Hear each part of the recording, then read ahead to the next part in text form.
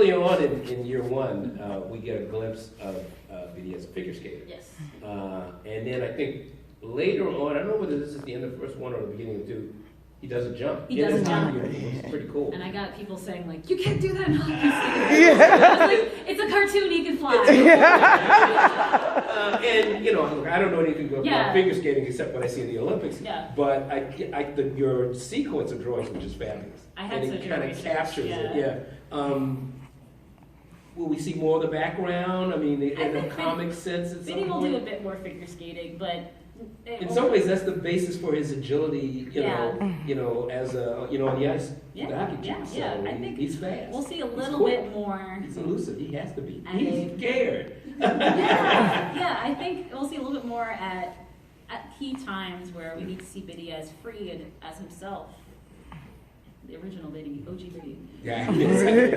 Yes. Sketch this outline of what you want to do with this comic. I'm wondering, was there any storyline or anything that really surprised you as you were going along? Was there anything that just kind of came out of left field for you?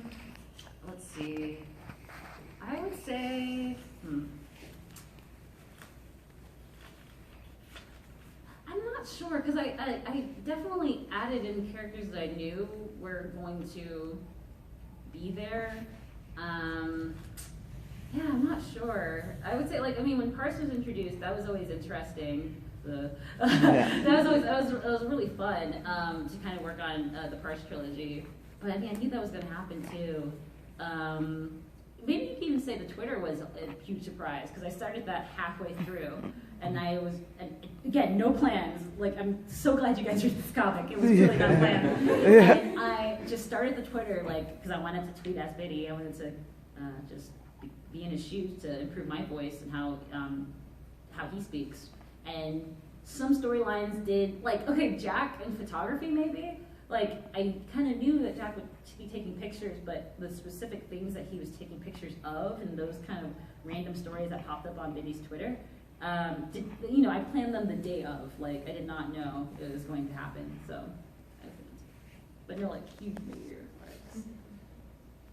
Yeah. Have you thought about like doing kind of like maybe like a side bit on like other characters, live actors, or is that just it? I think that might be it, because at the moment I do have like other stories that are screaming for my attention, and I could technically live in the Check Please universe forever if like, if, like every character could have their own like story, and I think that would be pretty interesting.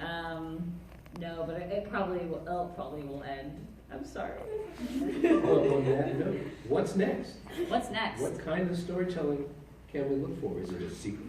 Not really. More sports stories. I'm Cool. working on a story about like softball, a story Cool. about basketball, and like, yeah, we'll see. We like this. We like this. More to come. Yeah.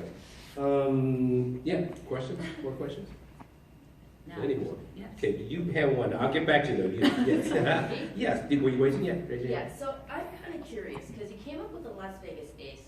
Yes. Yes. Before, Ah, that it was going to be a hockey team. Yes. in the that's States. true.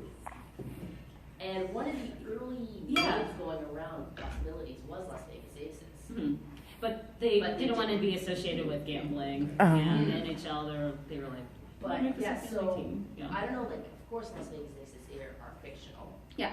But now that there's a real hockey team, and going to be a real hockey team, at least next year, Yeah. in Las Vegas, will that affect things? Nah. I don't think so. And there was this weird like tension where people are like, are they going to be called the Aces? Like, what are they going to do? And I don't think it would have affected things either way, because people are also saying like, Ngozi's going to sue them if they call them. Probably not. Probably have better like arbiters than I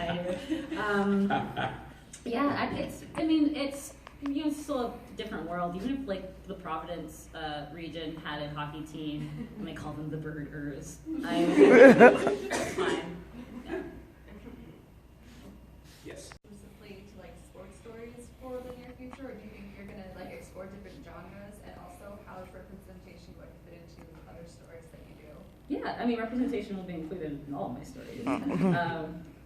because that's how it should be. I mean, everyone should have representation in their stories. If this is a question that's like, will there be girl sports? Softball's a girl sport. Yeah. Or maybe you were even talking, I mean, I put words in your mouth too, so that's not fair. Maybe you're talking about like LGBTQ representation or people of different genders. I think I would try to add that in as well.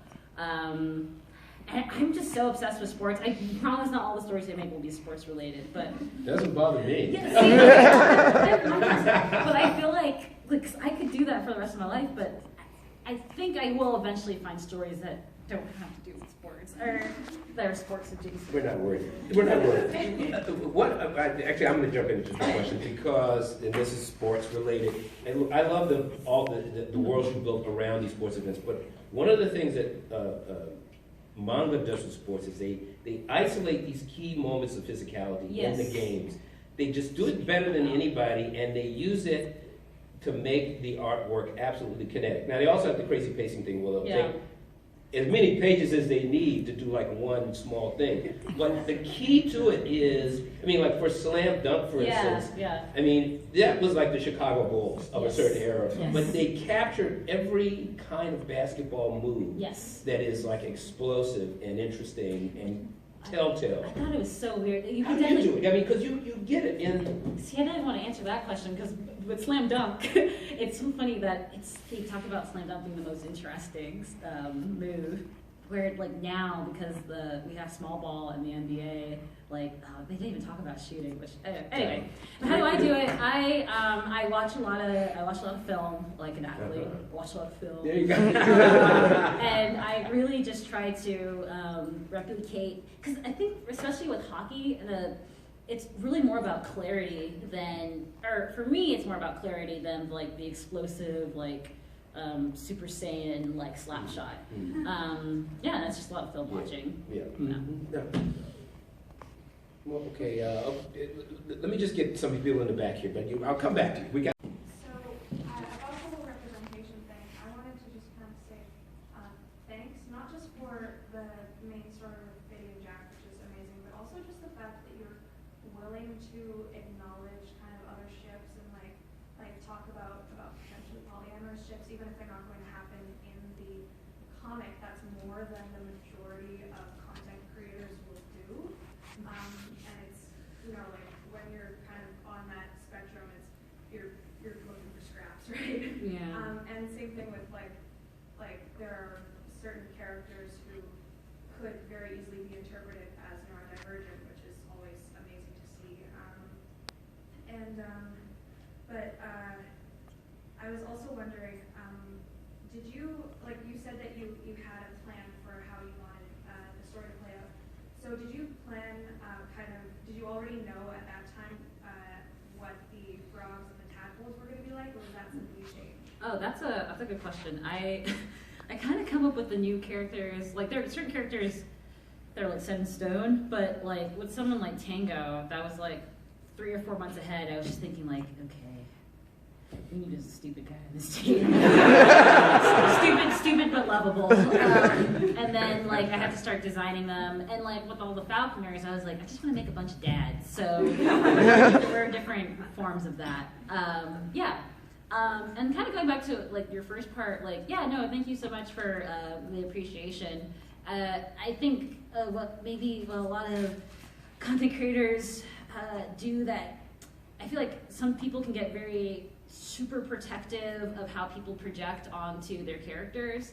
And I think at the beginning, I was kind of like, well, no, this character is this, and this character is that. And if someone was like, well, this is how I interpreted it, I would say like, that's cool, but you're wrong. But which I think I had to become, just becoming kinder in that sense, because I think that every person's reality is valid. So even if their interpretation of a character is different, if they're using that to cope, if they're using that to learn, if they're using that to even share, like, hey, I think this character might help you, like a friend, then like, yeah, right on. So I appreciate you saying those things. All right, now you can ask another one. Branching out from representation, Steve, and all that, I noticed a lot of mental illness. Was that well represented, I figure, in Jack and others as well. Was that a conscious choice? Can you speak more to that and how it like plays a part in it? Yeah, with Jack, with Jack, I think that the normal hockey prodigy story is a little boring. It's fascinating in the real world, but I don't think it's enough. Because imagine if Jack was not struggling with the pressures of being a prodigy and the pressures of living up to his father, and the pressures of expectation and the anxiety that was exacerbated by that, caused by that, already making him contribute it however way you want. I think he would be such a lame character, and I think that also in part of masculinity is not addressing weakness, and a part of I don't know, Western culture, almost universal culture, is not talking about how everyone has these issues and how mental illness is a very real thing. So I didn't go in. This is all in retrospect though, because I didn't go in saying yes, so representation, check. I'm going to make sure that this is addressed. I just was wouldn't it be interesting if this guy who was a prodigy had this burden that we didn't get to see, that he was hiding, and that took him off his destined path. So that's really as far as I thought. And then it's cool when people have gotten out of that though. So. Kind of influenced what story you're telling? I'm thinking, possibly in particular, Ken Parsons' cat. I would say not even in a mean way. I try not to let fandom influence the storytelling, because in the end, even if, let's say there's 50 people who want to see something happen in the story, and they're look, there's 50 of us, we really need to see this. There are other readers who are invested in the story that I have in my head. And also it is my story. There's that. But here's the real deal. I'm going to talk about Kent Parsons' cat. I'm glad you brought it up, because I'm going to set something straight. Yes! I invented that cat. No, I invented that cat, and then fandom heard about the cat, and then I never really talked about the cat later on because I was moving on with other characters. And then people started saying, I can't believe fandom invented that cat. And I was no! But, at this point, it doesn't matter, because if people said, he has 20 dogs, and spoilers, breaking news, Ken Parsons has 20 dogs. That's not true. See, I also confusing people. See, I'm only partway through the year two, so this is news. All this is news to me. Because I was going to ask you, what's up with Ken Parsons? Even if you finish the story, there's still so many different things. People, I don't mind fanon, but it's always interesting when the fanon was something that I said originally, then I'm hold up. That's fine. It's fine. Okay. In the back, there. Along